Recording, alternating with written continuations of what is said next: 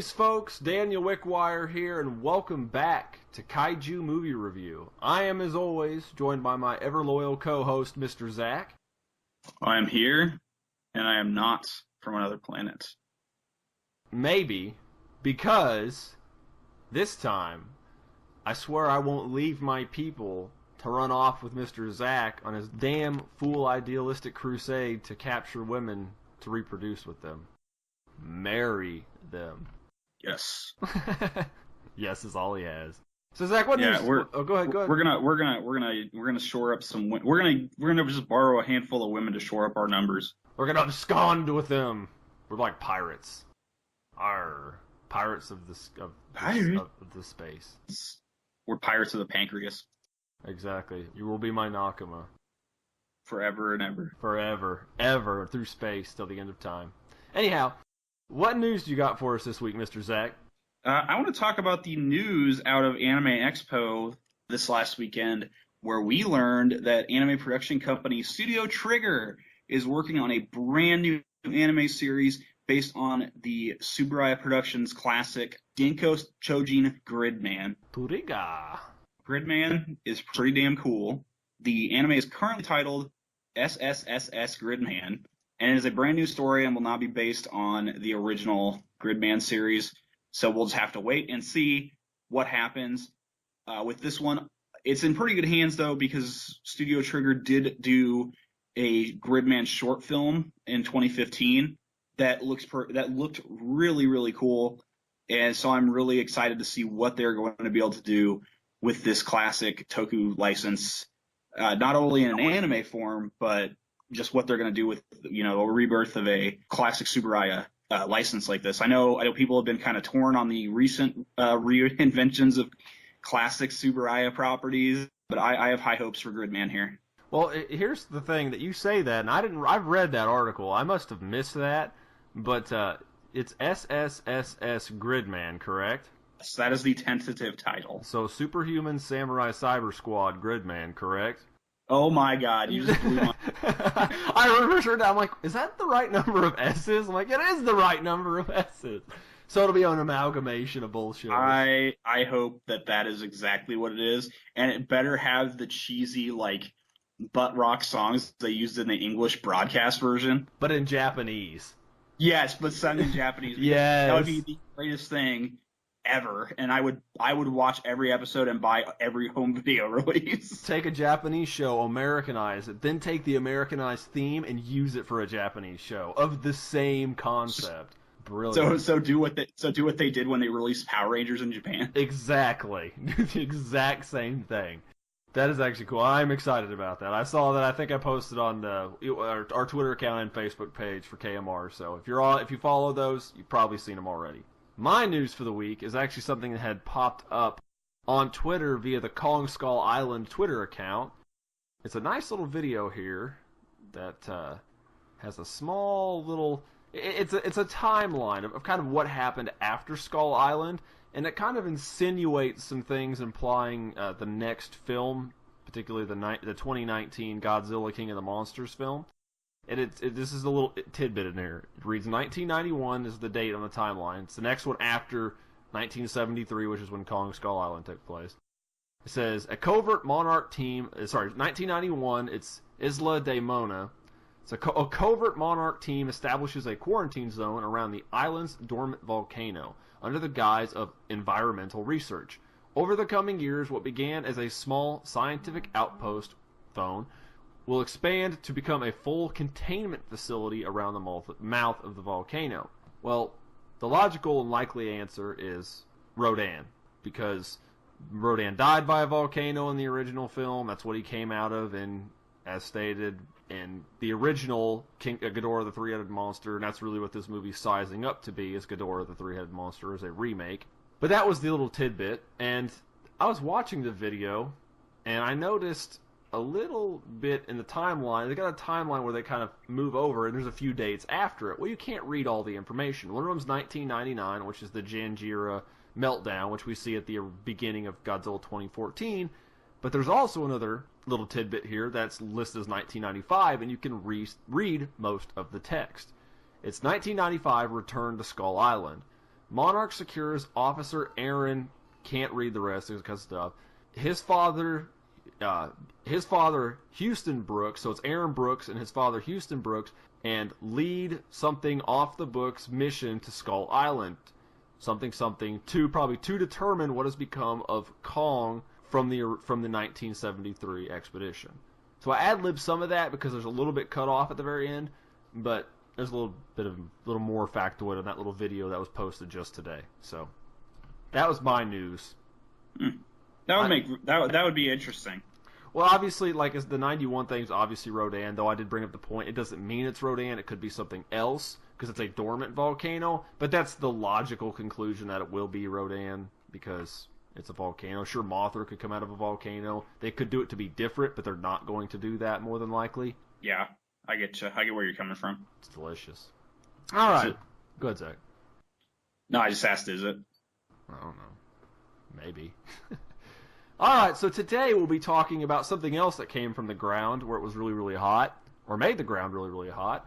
Today we are talking about the Mysterians, the classic Toho sci-fi war alien battle film, space battle film, but it takes place on Earth. Was released in Japan on December 28th, 1957, and in the U.S. I've got two conflicting dates. I've got a 1959 release done by RKO, and then a 1960 release, which was also RKO MGM, and I'll talk about that later. The runtime of the film is 89 minutes. It is directed by the master, Ishiro Honda. It's produced by the master, Tomoyuki Tanaka. The music is done by the master, Akira Ifukube. It is written by Takashi Kimura and Joji Okami, starring Kenji Sahara, very good actor, of course, seen in a lot of Toho films. And a lot of these actors you'll see in a lot of other Toho films, because Kenji Sahara was in Rodan, Yumi Shirakawa, and Takashi Shimura, which actually was in the original Godzilla, if I'm remembering the correct actor, and Godzilla Raids again. Oh, and let's not forget the other highlight of the film is the special effects were done by Eiji Tsuburaya. So you really have the best of the best as far as production staff going, and some very, very good actors on hand as well. Yeah, I figured this year would be the perfect time to really highlight the film since it's coming up on its 60th anniversary. Yes, it is. It'll actually be December of this year. It'll be its 60th anniversary, so we're super excited about this. This is really I would love, and I doubt anyone from Toho is going to listen to this, but I would absolutely love a U.S. Blu-ray release of this film. I know, right? Don't hold your breath, but I would too. I'm not going to, but it'd just be wonderful. Well, of course. We open up with astrophysicist Ryoichi, his fiancée, sister, and his friend Joji at a festival near Mount Fuji because there's no other mountain it could ever take place near. There are no other mountains in Japan. Other mountains are a lie. It's very true. Ryoichi tells Joji that he is canceling his engagement to his fiancée, but keeps the reasonings fairly vague as he's cut off from any proper explanation other than citing that he doesn't really feel like leaving the village he's staying in. A short time later, a forest fire starts from a flame or heat coming from the ground. Ryoichi leaves to investigate, but never returns amidst the chaos. Sometime later, the same village is wiped out by a very large earthquake, swallowing it into the ground. Joji and some police officers are sent to investigate the area, only to stumble on a giant robot. Well, really, a giant robot stumbles upon them by bursting forth from the ground. The robot, Mogera, kills all the investigation team minus Mr. Joji and one other officer. That evening, Mogera appears again and proceeds to wipe out another village, but is met by the Japan Self-Defense Force. While none of the conventional weaponry has any effect on the monster, the Metal Titan makes its way onto Koyama Bridge, and the Defense Force is able to destroy the bridge and cause the machine to fall, disabling it. It reminds me of when you knock over like one of those old wind-up tin toys. It just kind of falls over. Yeah. And it's done. Yeah. Upon examining the remains of Mogera, they discover the obvious that it is not of this planet. A giant dome suddenly appears from the ground near Mount Fuji, and a voice requests the presence of the 5 scientists. These aliens, known as the Mysterians, have come from the planet Mysteroid, which was wiped out due to nuclear war and was once a part of our own solar system. They demand that they are given an area of land in Japan about 2 miles in diameter and the right to breed with women of Earth, allowing them to bolster the dwindling numbers of their species. Yeah, it's funny because they refer to it as marrying them, hence the joke at the beginning of the episode, but it's clearly obvious what they want to do.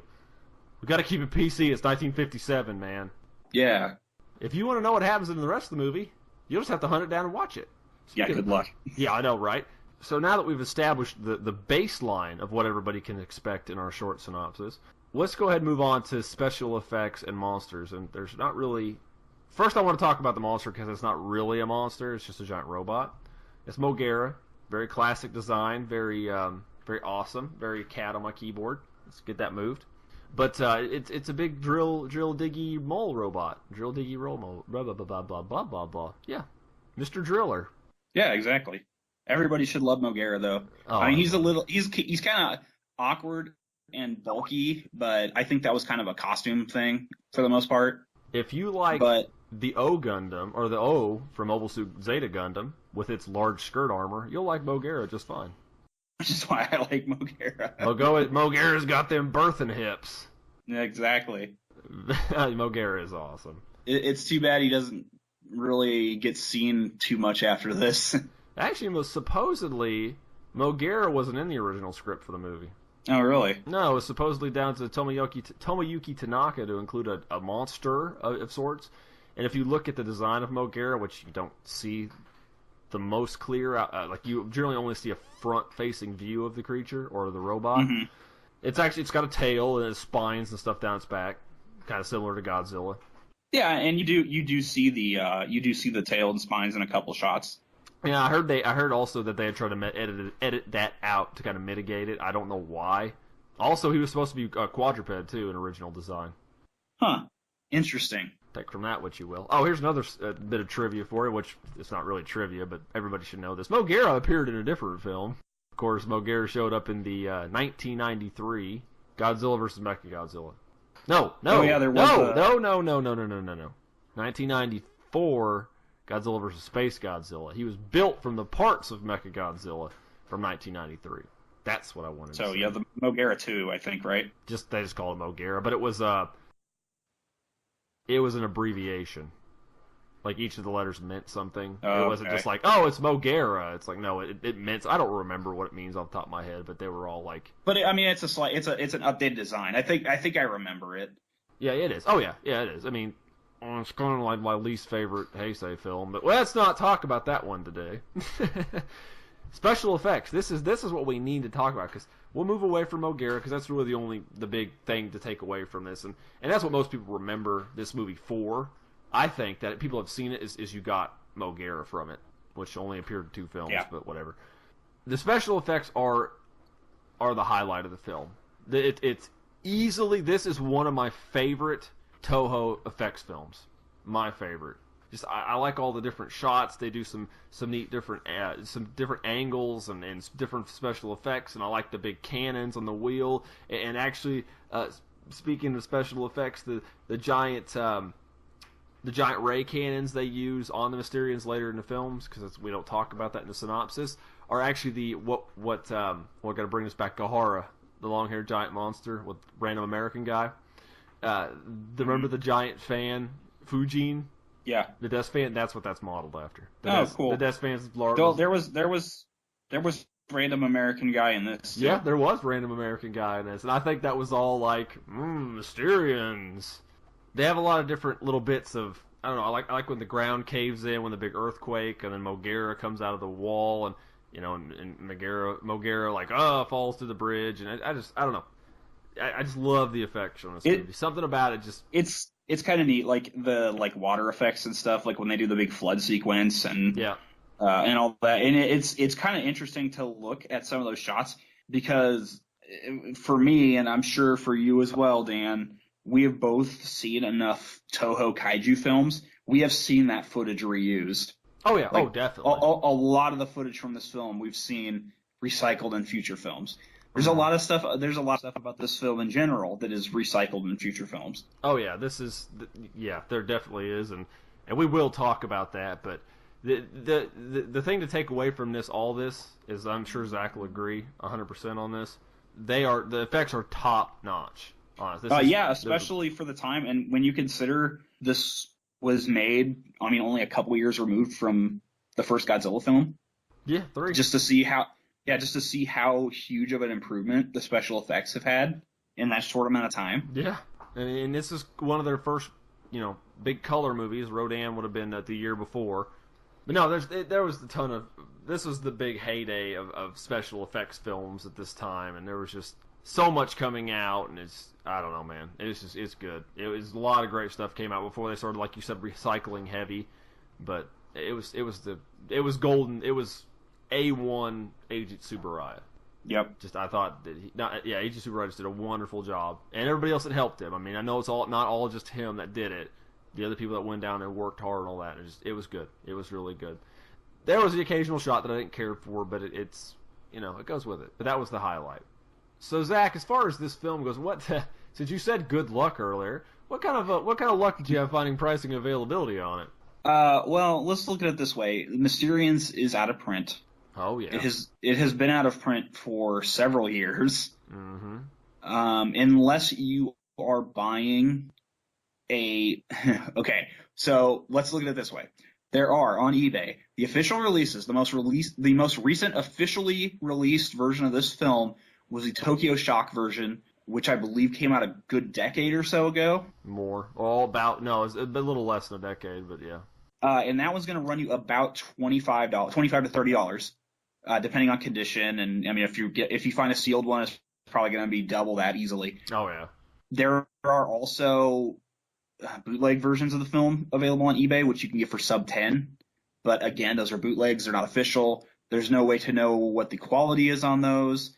I mean, it could be the quality of a YouTube video, or it could be a copy of the Tokyo Shock version. It's impossible to say.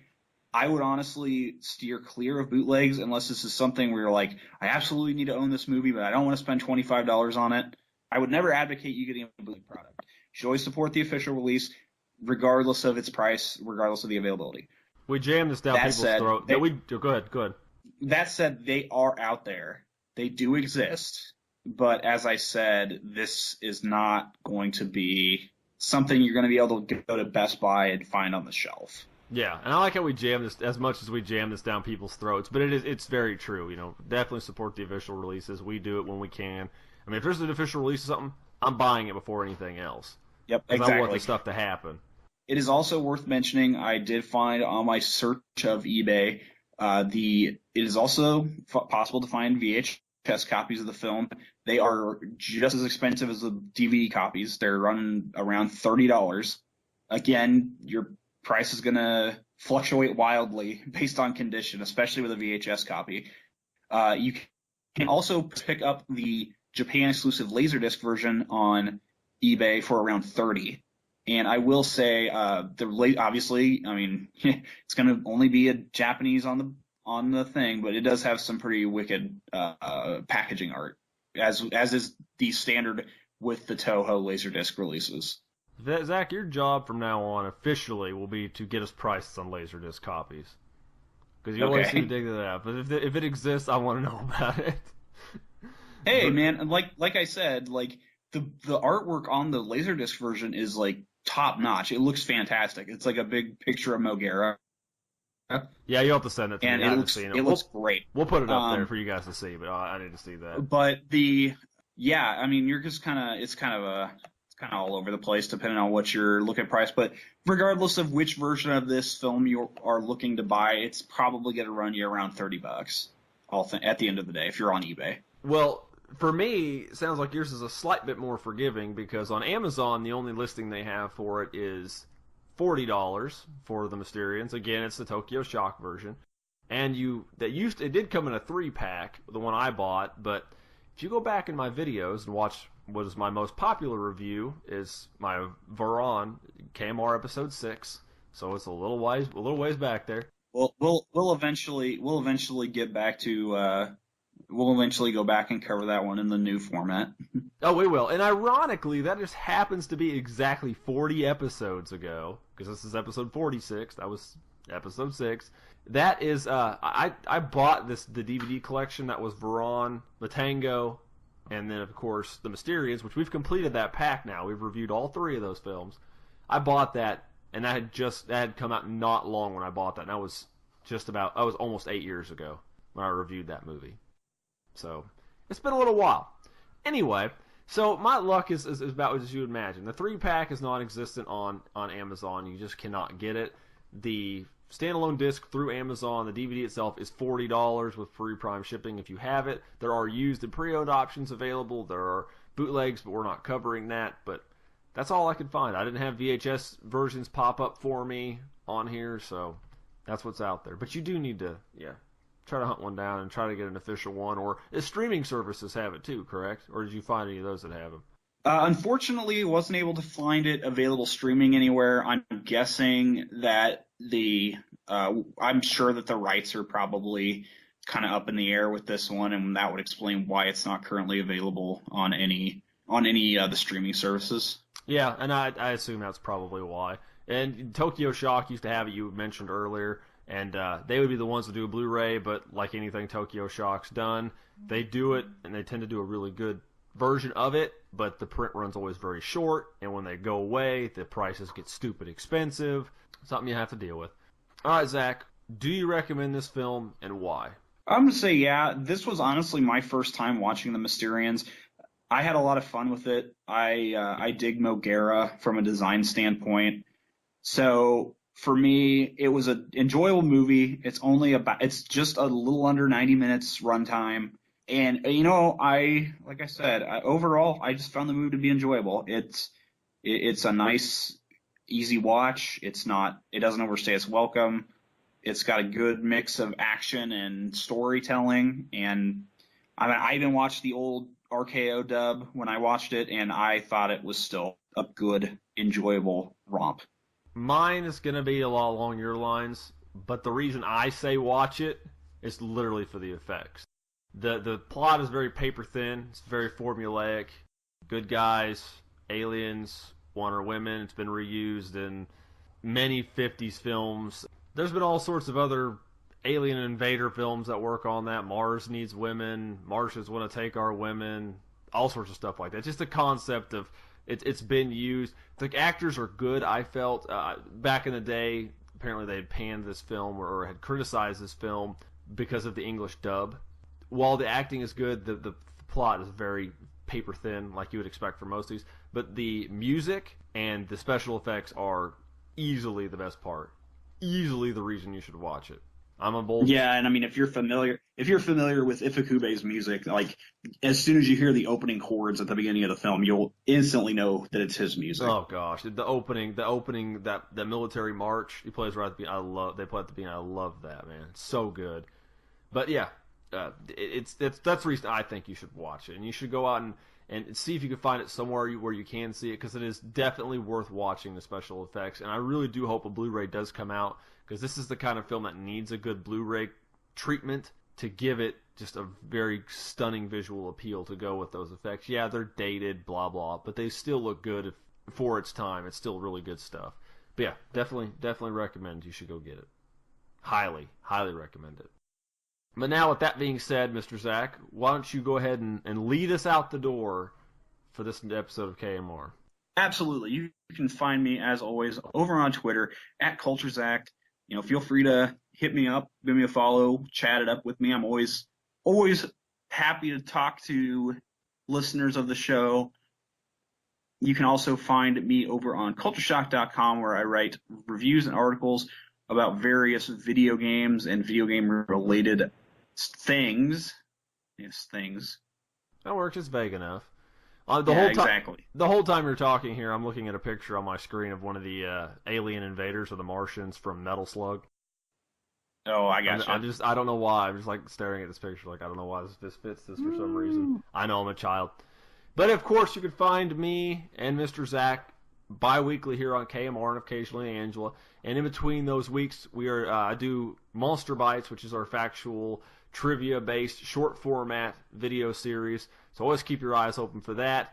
In the description below, I will include links to Zach's Twitter, my own, Angela's, KMR's, the Facebook page, and any other important links that I may be neglecting right now. We do appreciate you guys for tuning in every week, commenting, subscribing. So if you do like a video, hit that like button. If you want to make a comment, let us know what you think. We want to hear from you. We want to interact with you guys. That's what we're here for. And Zach, why don't you go ahead and let those folks know what we will be subjecting them to in 2 weeks? Absolutely. On the next edition of Kaiju Movie Review, we will be looking at the American-made monster film Tremor. Yeah, that's right, baby. It's a film I have not seen since I was very young. This should be a very, very interesting. That's right, String Bean. We should have left your worthless ass on the roof. Exactly. So you can join us on July 25th for that edition. Until then, for Dan, I am Zach, and we appreciate you for joining us once again on this edition of Kaiju Movie Review. Have a wonderful evening or afternoon or morning or whatever time of day it happens to be as you listen to this. And please join us again on the next episode.